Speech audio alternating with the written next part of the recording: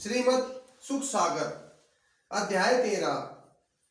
मैत्रेय जी बोले, हे विदुर जी, इस तरह ध्रुव के वंश की अनेक पीढ़ी बीतने के पश्चात उनके कुल में अंग नामक एक राजा हुआ।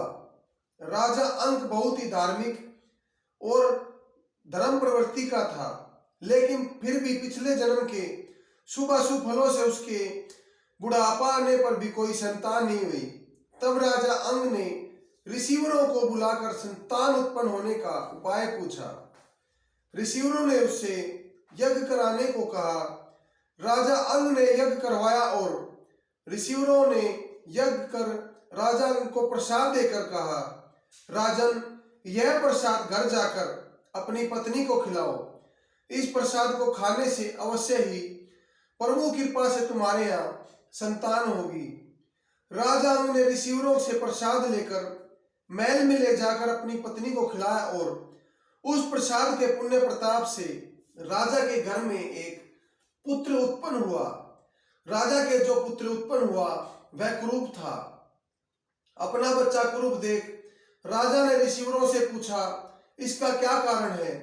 ऋषिवर बोले, हे राजन, इस बालक की नानी मृत्यु और नाना अधर्म दोनों कुकर्मी है, इसलिए तुम्हारे कुल के गुणों की ओर न जाकर नाना नानी की ओर चला गया है। मैत्रेय जी बोले, हे विदुर जी, राजा ने अपने पुत्र का नाम बैन रखा। बैन जब युवा हुआ तो अनेक प्रकार के कुकर्म कर प्रजा को कष्ट देने लगा। वह किसी बालक को नदी में डुबो देता था, किसी को कुएं में धक्का दे देता था। जब समस्त प्रजाजन उससे तंग हो गए तो उन्होंने राजा अंग से जाकर बैन की सारी करतूतें बताई। प्रजाजनों से बैन की शिकायत सुन राजा ने बैन को बुलाकर बहुत धमकाया।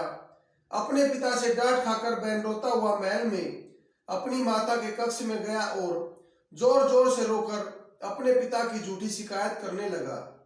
पुत्र बैन को रोता देखकर उसकी माता सुनीता को बहुत दुख हुआ। मैत्रेय जी बोले, हे विदुर जी, पुत्र बैन की बात सुनकर उनकी दुष्टा माता सुनीता बोली, हे पुत्र, आज देखना मैं तेरे पिता की क्या आश्रय करती हूँ, वो तुम्हें फिर कभी नहीं धमकाएंगे। ये कह, जब माँ तेरी माँ जीवित है तो कुछ भी कर, तुझ सब कुछ करने की छूट है और हमारी प्रजा तो पागल है, हमारा अन्न खाकर राजा से तेरी झूठी शिकायतें करती है। मैं शीघ्र इस पापन प्रजा का उचित इलाज करवा दूंगी।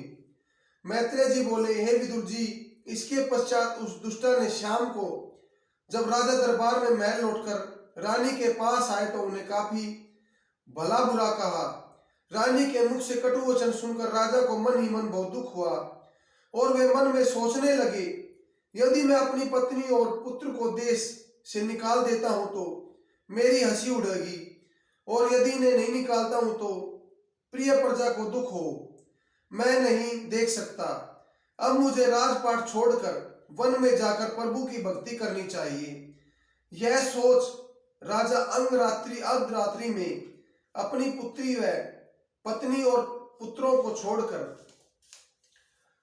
सोते हुए देखकर चुपचाप बिना बताए वन में चले गए और वहां जाकर प्रभु की भक्ति में मग्न हो गए तथा प्रभु भक्ति में ध्यान लगाने लगे। जय श्री विष्णु।